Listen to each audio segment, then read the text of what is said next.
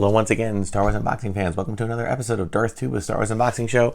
I'm your host, Darth Tuba, kind of fighting a little bit of a cold, so I'm a little bit under the weather in terms of voice. I'm feeling fine, mostly a little chest cold and a little bit of, not laryngitis, but just a little sore throat. So bear with me if I seem less excited than I am, because I'm very excited because I actually had a quick interaction with a commenter on my channel. And if you watch my channel and look at the comments, you'll notice that I get a smack roll of comments here and there, just a little sprinkling here and there, which in a way is good because I don't have a ton of time to respond to comments, and I do plan on trying to respond as best as I can to as many comments as that come my way.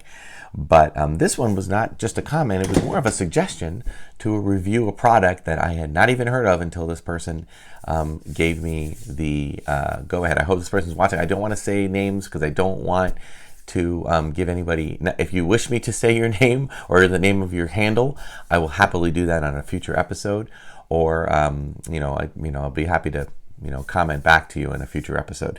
But I don't want to give anything away if the person isn't comfortable with me sharing and without getting their permission first. So, but this viewer had checked out one of my past recent videos and said, you should absolutely check out the Goliath Power Saber. So I looked it up, and sure enough, I found the Goliath Power Saber. Now, this is not, one little thing, guys. This is not an official Star Wars Lucasfilm branded licensed item. Not okay. I have to, full disclosure. Okay, but I saw this and I said, it's not very expensive. It wasn't very expensive. I think it was actually on sale. I think it was like, I think I paid $18, maybe $19 for it, and on Amazon. So you can find this on Amazon, just Goliath Power Saber. To look at it on the picture, you see, it looks like kind of a knockoff saber, right?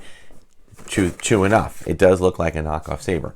But I want to, it's like, it has some of the same things that some of the early Hasbro or Lucasfilm toy sabers did, and motion-based sound effects. If you wave it around, it makes a sound. Flash on clashing, extends over 30 inches, in hilt LED, which is different. Okay, so but the thing about this that I thought was really cool is that it claims to have a fully auto extending and retracting blade. Now, that to me was something that was a game changer. I have seen over the last 30 years, to talk a little bit about toy lightsaber, I guess tech history. Our earliest ones in this, when the first Star Wars movie came out in 1977-78, it was basically a flashlight with a tube. And when I mean a tube, I mean like an inflatable, like the kind of inflatable thing you would blow up, like beach ball kind of material that they made into a tube, which means that you could light it up, and the hilt was a flashlight.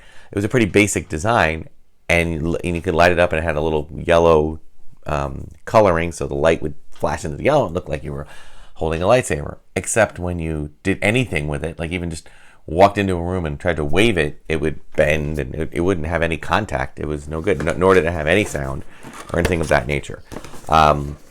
Fast forward to Empire, maybe, I think it did it in Empire. I only got it in Jedi, but they actually came out with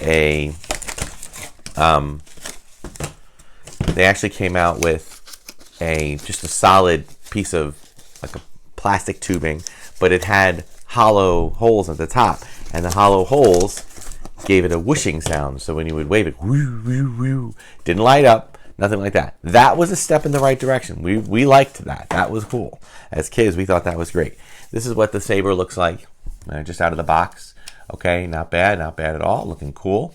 I do need to put batteries in, so I'm going to do that while I'm talking. So later on, fast forwarding, we didn't have much after that until the 90s, and the 90s came out, and the sound technology became a thing, and they started really getting into things like the full-size blade that had like part of the blade kind of closed up. Oh, I should point out, Droids had a lightsaber that you could press a button and it springed out a saber blade. But the lightsaber was about, man, a little bit smaller than this, about this big, and the blade only fit this much. It would go, so it was only that much. So it was like having a Star Wars lightsaber butter knife. I mean, that's what it was. Something out of a Family Guy. So yeah, that was weird. So then it got into the 90s, and they started getting into better things, and that was cool. And then we started getting into master replicas and, you know, higher end stuff. And then it just started, the technology was going rapid, you know, and we started getting more and more rapid technology. So really, really cool stuff. All right, let me just make sure I'm doing this right.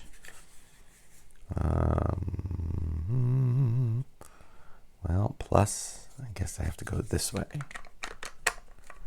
No, maybe not. Maybe this way.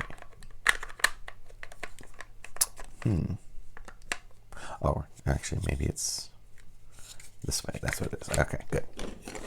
Whoop. Something just clicked. Okay, so they have since been, you know, really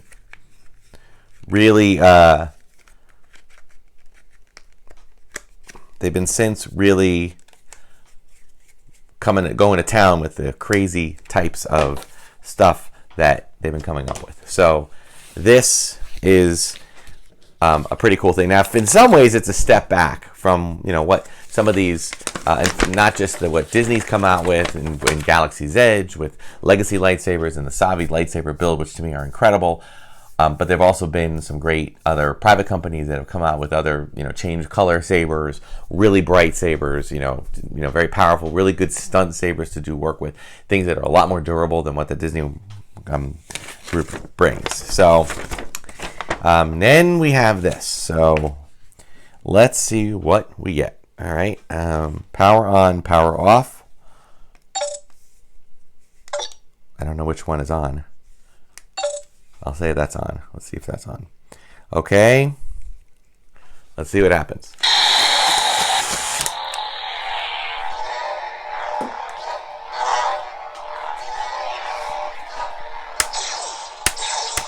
Okay.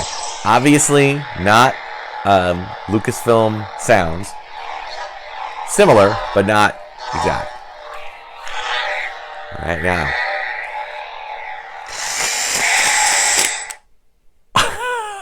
All right. Now, I'm going to say this. This was $18. The toys that I have, the lightsabers that I had growing up, but not growing up, I was already an adult, but collecting in the 90s, those were like $34 or $35. And they didn't even, you had to like whip them out like this. Oh my God. This is incredible. I mean, obviously, it's, all right.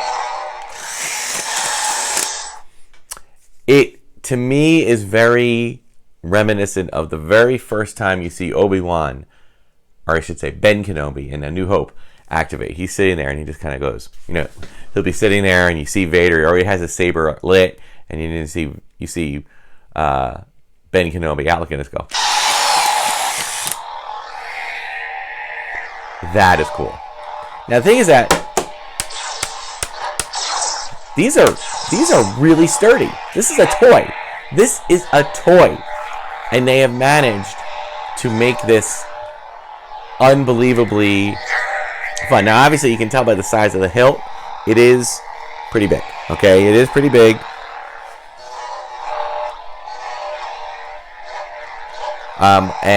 But you can still hold it. It comes with a little belt clip attached to it, so you can put it on your belt. I mean, heck, it's pretty basic here. If you want, it would be pretty easy to doctor this up, put little paint apps on it, and get it to look closer to it, to something you want. But and available in, I believe you can get it in red and you can get it in blue and maybe yellow, maybe purple. I'm not sure.